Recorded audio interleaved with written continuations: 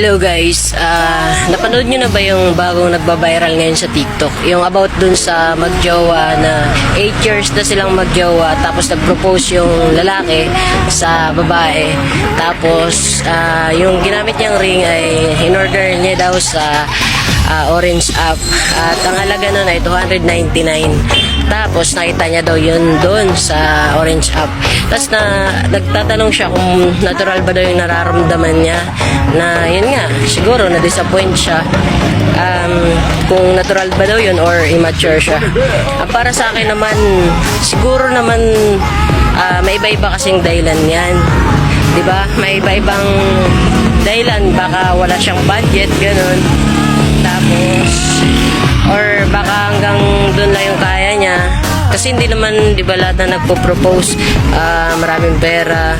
Hindi naman lahat na nagpo-propose talagang nakakaipon. Sa bagay, ako kasi dati nag-propose ako.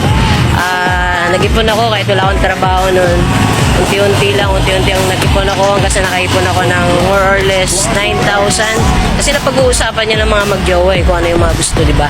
So yung jowa ko noon, alam ko na gold yung gusto niya, kaya nag-ipon ako hanggang sa naipon ko yun, tapos nabilang ko siya. At syempre, masaya ako na naging masaya siya doon.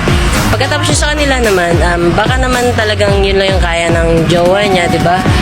Pero baka na-disappoint yung babae dahil syempre sa proposal yun lang yung singsing na nabigay niya, 299. Baka pagkasal na, naging wedding ring na yun, magiging 199 na lang yung halaga, diba?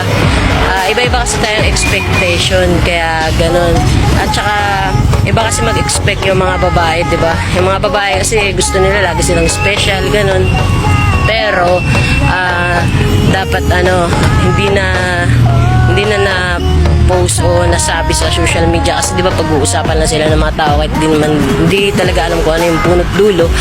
Pero para sa akin mahalaga naman dun yung pagmamahal Kaya lang syempre expectation ng babae, special siya, syempre dapat na pag-ipunan talaga. Para sa akin parang walang dapat i-post doon, dapat pag-usapan na lang talaga ng magjowa.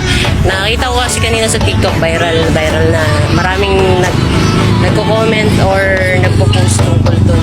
Kaya kayo, ano ba yung masasabi nyo tungkol sa ganung proposal? 299.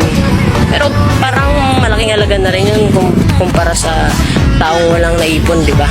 Pero syempre, wedding proposal, dapat talaga paghandaan tsaka pag-ipunan. Yun lang guys, aalis kasi ako pupunta ako dun, babalik ako sa dream test. Naisip ko lang talagang mag-react. Yun lang.